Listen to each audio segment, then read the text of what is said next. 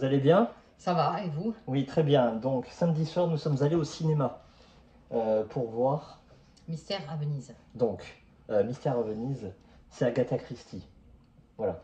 Agatha Christie, est-ce qu'on va revenir dessus? Est-ce que Non. tu trouves ça pertinent ou pas? Bah oui, mais est-ce qu'on va revenir dessus? Non. Ah, pourquoi? Parce qu'on a déjà fait un retour. Oui, Est-ce que tu pourras mettre le petit lien? bien sûr. Très bien.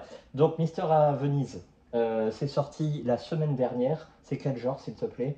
Un film à énigme, Très bien. C'est pour quel public? tout public. Très bien. C'est réalisé par qui?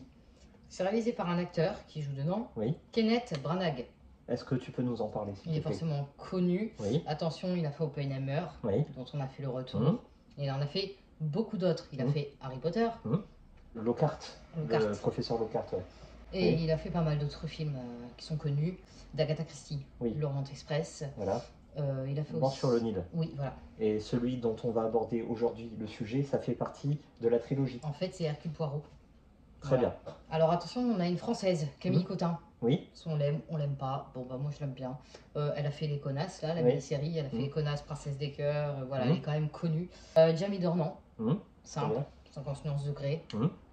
Il joue le médecin. Oui. Oui, Michel Yeo, Oui. qui a fait le retour du film très très moyen, Everything Everywhere, Ah sur oui. Amazon. Oui.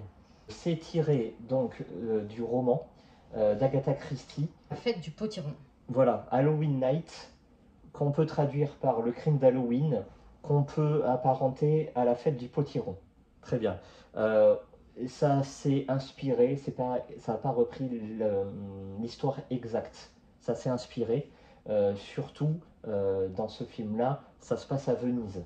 Et c'est ce qui fait un peu toute la sauce. Alors passons au pitch, s'il te plaît. Alors, c'est une romancière dont le nom m'échappe, qui va faire appel à un ami, à son ami Hercule Poirot, qui lui est à la retraite. Il en a marre. Là, il est à Venise, sur sa terrasse, il mange ses pâtisseries, il veut plus entendre parler de personne. Donc, elle le force, elle le ramène dans un immeuble. Ça se passe à Venise, hein, donc tu as les gondoles, le Vaporetto, l'eau croupie. Voilà, c'est un ancien orphelinat où il s'est passé des choses. Avec des enfants, on va pas trop en parler. Et pourquoi aller là-dedans? C'est Halloween, donc il va se passer une petite sauterie avec des enfants. Mais surtout, après, on va faire appel à une médium. La médium est là pour discuter avec la fille décédée, la fille de la propriétaire des lieux. Et là, il va se passer des choses. Voilà. Très bien, merci pour ce Oui. pitch qui va droit au but. Forcément, ce film va très vite devenir un huis clos. C'est la base de ces films-là et nous, on adore. Voilà. Ton ressenti, s'il te Oui, plaît. donc moi, l'atmosphère, j'ai adoré. Oui. L'ambiance, les lieux, le décor, l'histoire, Poirot, parfait. Bon, rien à dire. Le fait que Camille Cotin soit dans le film, en plus, c'est génial. Voilà, enfin, c'est pas, on voit pas ça tous les jours. Non, Moi, personnellement, des Français, enfin une Française avec des Anglais américains, ça se voit pas partout. C'est très bien. C'est comme Léa Seydoux dans la série James Voilà, Bond. c'est ça. Mais Ouais. Léa Seydoux, son père est responsable des cinémas Gaumont, je crois. Donc bon, elle a un peu des contacts. Bon, pardon. Bon, on va pas se mentir que je me suis endormie au cinéma. Oui, oui, c'est possible. Et j'ai tapé ma meilleure sieste d'une demi-heure. Bravo. Sur 1h39 de film, il y a 30 minutes de sieste. Et le film était pas mal. Oui. Dès le début, je me suis dit, oula. Oh, le spoil. Bon, pardon, j'ai spoilé. Dès le début, il y a un personnage, un ou une, je ne précise pas. Un ou une, ou des, ou les. Voilà, oui, on a fait tous les articles. Il y a Liel, voilà, exactement, voilà, que je trouvais louche. Oui. Et il s'avérait que Bingo. c'était le mystère, Liel. Voilà, donc on peut dire que même en dormant, j'ai résolu l'énigme. Bravo. Franchement, c'est une très belle adaptation. Tout public, j'ai aimé ces effets paranormaux. Oui. Ça, je m'y attendais pas du tout. Ça rajoute un plus, vu que ça se tourne pendant Halloween. C'est vraiment très bien fait. Et toi? Nous, la bande-annonce, elle nous avait scotché. Ouais.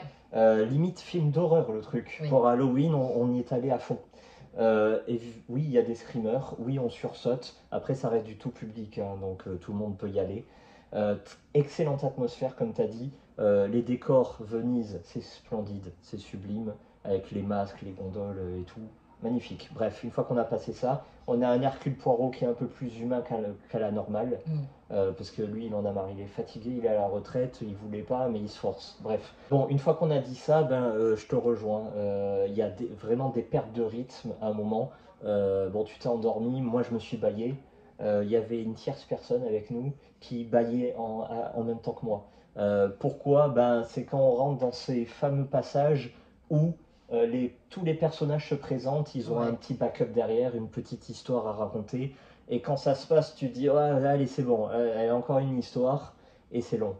Ouais, pourtant, en livre, c'est pas si long. Hein. En livre, c'est sympa. Mais c'est vrai qu'en film à regarder, c'est lourd. Parce que ça apporte au final pas grand-chose à l'énigme.